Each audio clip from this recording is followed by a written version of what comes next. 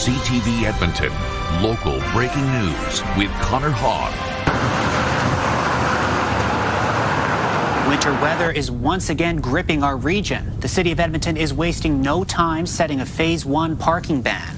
The city says given the current snowfall situation, the first phase of a parking ban will go into effect tomorrow morning at 7 o'clock. It applies to major roads across Edmonton.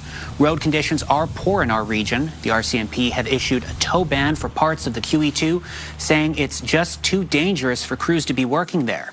Corey Adel will have the latest on how long the snowstorm will last a bit later on.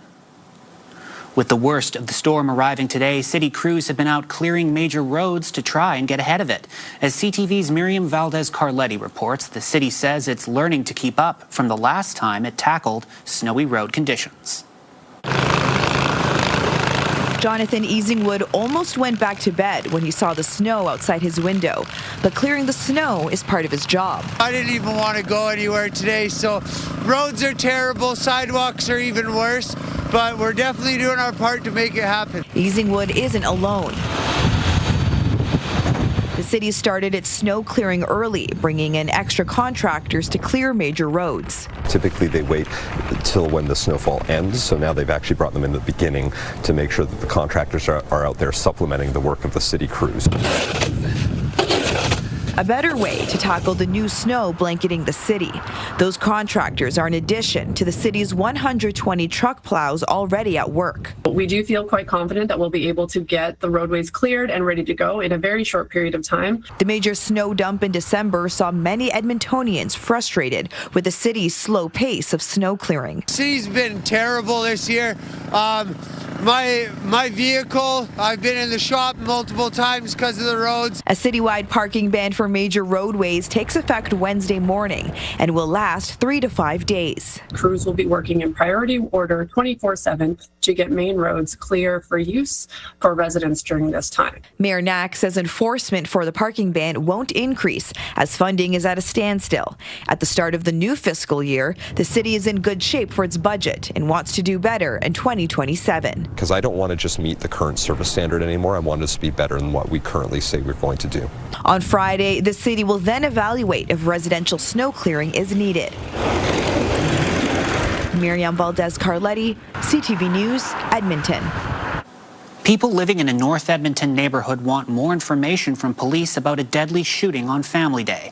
It happened in the early afternoon and neighbors are scared. Bystanders could get hurt if it happens again. CTV's Amanda Anderson has the reaction. It happened on that side, and then it started driving slowly, going on that corner. Romer Gamello didn't know what to think when he saw this SUV stop across the street from his house Monday afternoon. A lot of people, like bystander, trying to look what's going on, and then I saw like shattered window glass. It's like maybe they trying just to stop the car, or maybe no one's driving or something. He says it wasn't until police arrived a short time later he began to wonder if sounds he heard before seeing the SUV were gunshots. And then what I heard is like it's multiple shots. Police confirmed they were called to Castle Downs Road and 109th Street for reports of a shooting. A man was found injured and, despite life-saving efforts, died later in hospital. The passenger window of the SUV was shattered and what appear to be bullet holes could be seen in the driver's side door. Next of kin have been notified, but police have yet to release any other details about what happened. I feel tense, not safe. This man, who asked not to be identified for safety concerns, says he couldn't sleep last night. He says he was thinking of the person killed, and because it happened in a busy area in the middle of the day, he now worries about how to keep his young children safe. Bystander can die, it's happened. So that's we need to be fixing this issue. So I have to watch my kids, and be more careful. A concern shared by other parents in the neighborhood. It's scary, honestly. It's like you don't know what's going on. It's like you don't know what's going to happen next. Police are asking anyone with a dash cam or surveillance video of the area between 12 and 12:30 Monday to contact them. Amanda Anderson, CTV News, Edmonton. An Alberta family is devastated after a recent crash on Edmonton's Anthony Henday near Sherwood Park. A father and daughter were changing a flat tire on the shoulder when another vehicle hit them. The man was killed while the woman suffered serious injuries. CTV's Tyson Fedor reports. Calgarians Paul Fortuna and his daughter Victoria had a close relationship. They shared their love of the Edmonton Oilers and their affection for their dog Monty. Paul welcomed Victoria to the world 21 years ago. The first person to hold her was Paul. So the first face that Victoria saw was her dad's. And they had a special bond. One that was tragically cut short on February 8th outside Sherwood Park on Anthony Henday Drive. Victoria called her dad, who was in Edmonton for business, to help fix a flat tire on the side of the road. As both stood roadside working on the tire, an SUV driven by a 21-year-old smashed into their vehicles, pushing them into the pair, killing Paul. Victoria was taken to hospital and placed into an induced coma. Both her legs were later amputated. It's going to be a journey, and it's going to be a long-term journey for her. She's going to experience many milestones in her life where she's going to have wanted her dad to be there. And tragically, someone's taken that from them. Victoria is a fine arts student at MacEwan University. She's had background roles in shows such as The Last of Us and Heartland. She even participated in the Calgary Stampede Parade last year. Family says she will need prosthetics. Her home will need to be modified to make it more accessible. We are going to do everything we can to give her the best life and help support her. The family has received an outpouring of financial donations through a crowdfunding campaign. RCMP have not laid charges but continue their investigation. This is not the time for anger. It's hard to put that aside because it is so unfair and so unnecessary. Tyson Fedor, CTV News, Calgary. The city says while it's investigating a series of dog attacks, the current rules prevent it from doing more than issuing tickets. The city says it's received 10 recent complaints, all involving 2 large, loose dogs in the Inglewood and Prince Charles areas. Officers have issued 6 tickets totaling $1,400. 8 special patrols were conducted in the area last week. Edmonton's Deputy Chief of Animal Care says they plan to do more. He says the city's authority is currently limited by the Animal Control Bylaw. Officers can only seize a dog that has killed or seriously injured someone unless they have a court order. Once a new bylaw takes effect in May, fines will increase and stronger enforcement will be allowed. City Council is holding the line on infill density. A motion to make 8 plexes illegal unless they're on a corner was defeated today. Instead, Council is considering more changes to address the overall size of the buildings. CTV's Jeremy Thompson reports. City Council is still trying to find the zoning sweet spot, a bylaw that allows density through different housing types while minimizing the impact to neighbors. Councillor Karen Principe proposes limiting infill projects to 6 units unless they're on a corner. I think this is a reasonable compromise as opposed to going to 4 units. The maximum unit reduction from 8 to 6 almost happened last summer. But 2 councillors who could have tipped the scales missed that vote.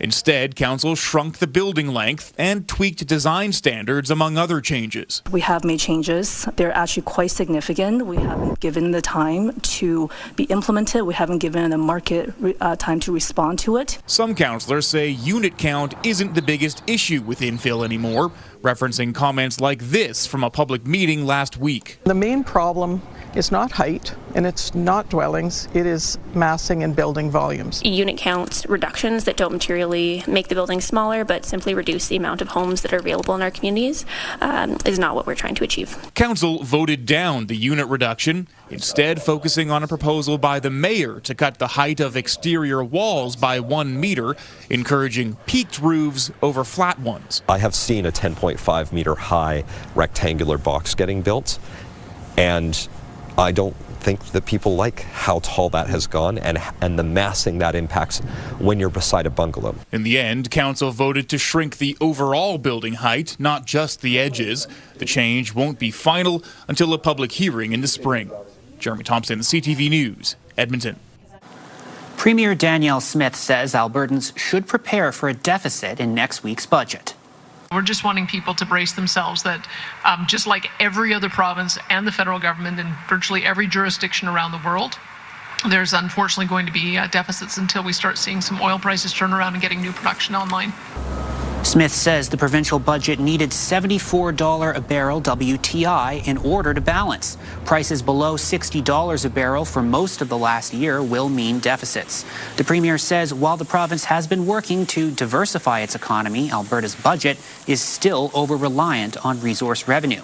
Smith will speak to Albertans during a televised address later this week. She refused to provide any details about what she'll say. You can watch her address on CTV News at 6 Thursday at 6:45. Alberta is stepping up its fight against wildfires, spending hundreds of millions of dollars on new water bombers. It's being called a long-term investment aimed at strengthening fire response efforts while also creating local jobs and boosting training programs. CTV's Mark Villani has more. Alberta has seen its share of wildfire devastation, from homes burnt to the ground in Fort McMurray to the town of Jasper up in flames. It's why the province is opening up its pocketbook to stay prepared. This is an investment in public safety, in the lives of Albertans, protection of their property, protection of our communities. Alberta's government is spending $400 million allocated from its 2024 budget to purchase 5 new DHC-515 aircrafts from de Havilland, Canada. These new models will complement Alberta's existing fleet of 4 water bombers, flying 15% faster at up to 330 kilometers per hour and increasing aerial drop capacity by nearly 60%.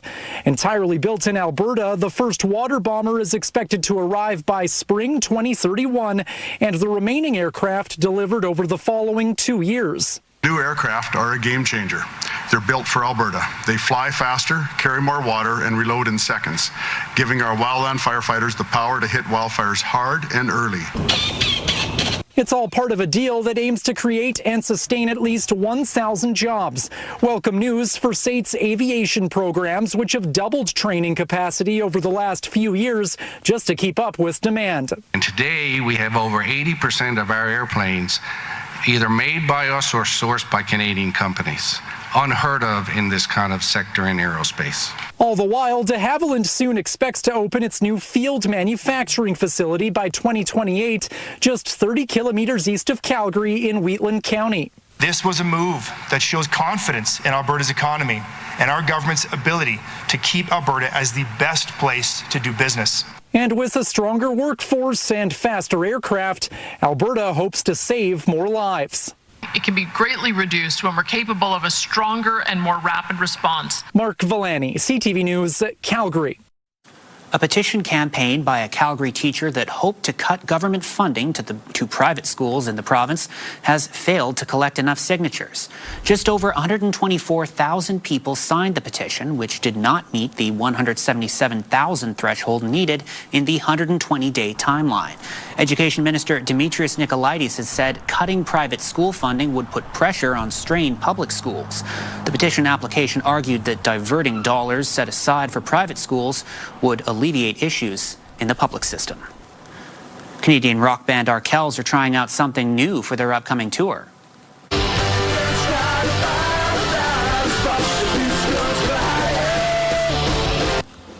The Canadian band is doing 3-night, 3-club takeovers. Here in Edmonton, they'll play the Buckingham on May 14th, the Starlight Room on May 15th, and Midway Music Hall on May 16th.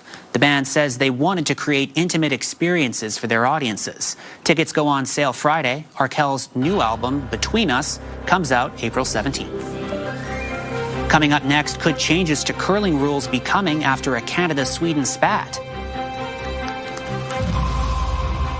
At the world's biggest stage, it's kind of created a bit of a fiasco, which I think has been, not an awesome distraction for a lot of the curlers. Also ahead, a petition against coal mining on the eastern slopes of the Rockies, collecting signatures in Edmonton. It's a terrible idea economically and ecologically. After some very heavy snow, it is pushing north. Could still see a few flurries, but the heavier snow is out of the city. And behind there, the cold, and that remains for a while. I will take a look at your 5 and 10-day forecast a little bit later on. Programming brought to you by James H. Brown Injury Lawyers, the heavy hitters of injury law.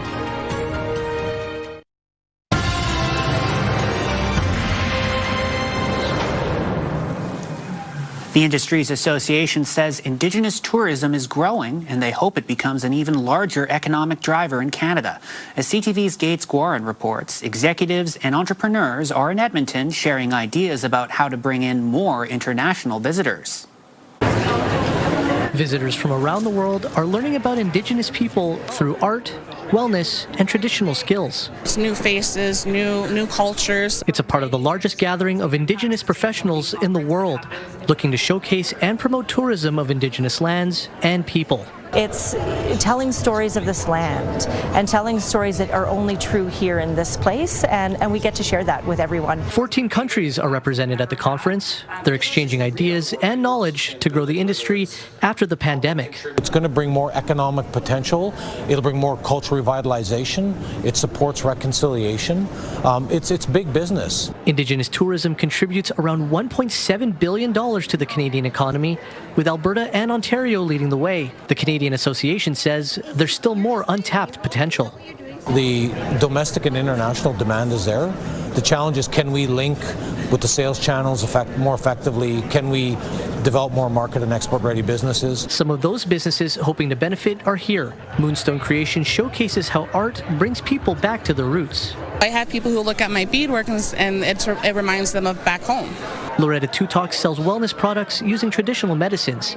She says she is honoring her kukum by taking care of others as a way of building community. And we do so by honoring our stories, our traditions, our practices. Painted Warriors sees Indigenous tourism as a way for people to feel proud of where they come from by teaching tourists original skills used to live off the land. We get to have these conversations with visitors who are international or across Canada. And when you have these conversations, that's kind of what breaks down barriers. With 1 in 3 people who come to visit Canada wanting an Indigenous tourism experience, those in Alberta say they can be a leader in this space. Non-Indigenous Canada can come to the table and support Indigenous tourism. And while they're doing that, they're supporting the longevity of language and culture and pride. Gates Guarin, CTV News, Edmonton. Edmontonians will have a chance this weekend to sign a petition against coal mining on the eastern slopes of the Rockies. Alberta musician Corb Lund is spearheading the petition. It calls for the province to introduce legislation prohibiting any new mining activity for coal in the region. If successful, the government would then pass a coal mining ban or send the issue to a province-wide vote. The whole 6 years, what the government's tack on this has been to say, oh, okay, Alberta, we've heard you. We understand your concerns. We'll fix it. And then they don't fix it. They leave big loopholes in it. So we've worded our question extremely specifically to make sure that we include Grassy Mountain and any coal projects on the slopes of the Rockies, because it's a terrible idea economically and ecologically. The launch event at Old Strathcona's Orange Hall is this Sunday. The organizers must collect nearly 178,000 signatures over the next 4 months for the petition to move forward. A former Olympic curler says he wouldn't be surprised if World Curling looks at changing its rules after these games. Alberta's John Morris has 2 Olympic gold medals in curling. He's also a former teammate of Mark Kennedy's. Kennedy got into a spat with Sweden's Oscar Eriksson after Eriksson accused Kennedy of touching the rock after release. Morris says while double touching isn't allowed, in his experience it doesn't give any advantage. It's not something that officials usually watch for. Because a player brought 1 or 2 players brought this up, they're now forced to monitor it because that's in their job duty. However, it's something that they've never had to monitor ever. It's never been requested. Again, it doesn't have really any impact at all on the result of the stone. And now at the world's biggest stage, it's kind of created a bit of a fiasco, which I think has been not an awesome distraction for a lot of the curlers. Canada's men's team won its round-robin game today against Great Britain. They play Italy tomorrow. Coming up after the break, the top baby names in the province have been released, with some heavy hitters hanging on to their long-time titles.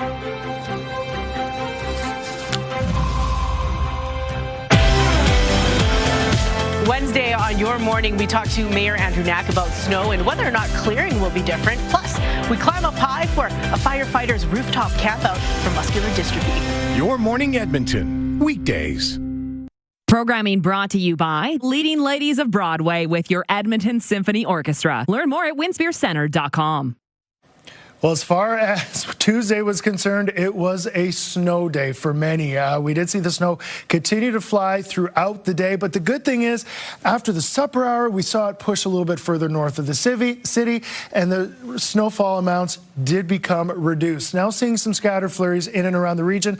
That'll carry us into the overnight period and through tomorrow morning. Our high for today was -13, but that was at midnight, and our temperature just continued to drop as we went throughout the day. That was the case throughout the province. Average seasonal high -3.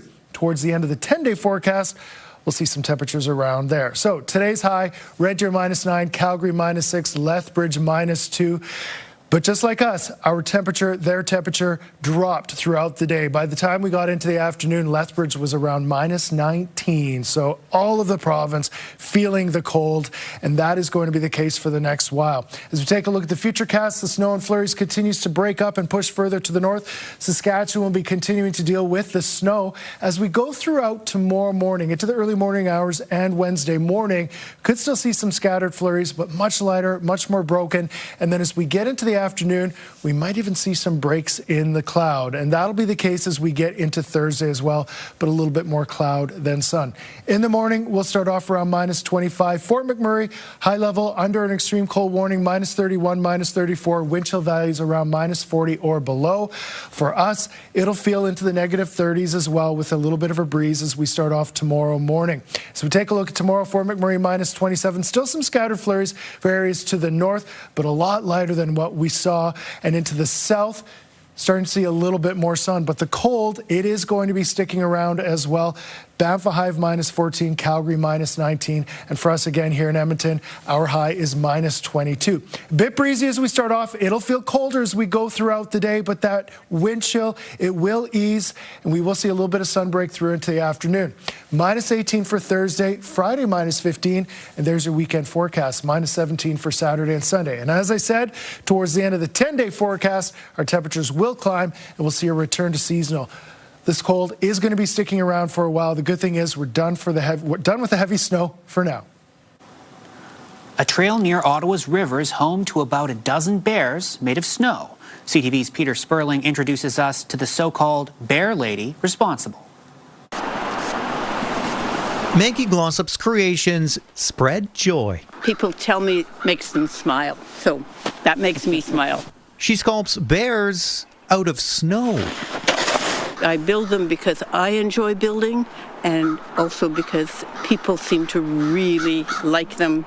Their home in the Kitchissippi Woods near the Ottawa River. I started building snow bears here about 8 or 9 years ago, and every year when the snow conditions are right, I come back and build bears. Good morning. A hit with anyone walking, snowshoeing, or skiing along the Kitchissippi Winter Trail. It's a highlight, and I always come in this part of the trail because they're so cute and so sweet, and I appreciate it. Puts a smile on my face every single time. And it looks so cool. There are a total of 15 bears, and some people using this trail have even made it a treasure hunt to find all of them. I saw those 3, and then there were some around the corner, and then these ones now, but no, I haven't seen 15, I don't think, so. Are you going to keep an eye Maybe there's out? more, yeah, for sure. Some are up in the trees, others on tree stumps, and these two on a bench. Sculpting the bears requires slightly warmer temperatures. When it gets close to 0, the snow gets sticky, and then I can build them. Parts of their faces made using brown wool. For 78-year-old Glossop, who lives nearby, it's a chance to be outside. It's my happy place, so instead of signing up for a gym to go and get exercise, I'm over in the woods almost every day. And when it gets too warm, the bears hibernate until next year. People ask me, but don't you get really sad when they melt away? And I say, no, they're I come back and do it again next year, and it's great. Peter Sperling, CTV News. The top baby names of 2025 in Alberta shouldn't come as any surprise. For the 13th straight year, Olivia is the #1 girl's name, while Noah was the top boy's name for a 7th year in a row. Rounding out the top girls' names, Amelia came in 2nd place, Emma and Sophia tied for 3rd, Charlotte in 4th, and Violet was 5th. For boys' names, Theodore surged from 4th place to 2nd, its highest ranking ever. Oliver and Henry followed, while Jack and Lucas tied for 5th place. Thanks for watching us tonight. For news anytime, visit our website, ctvnewsedmonton.ca. From all of us here at CTV, have a good night.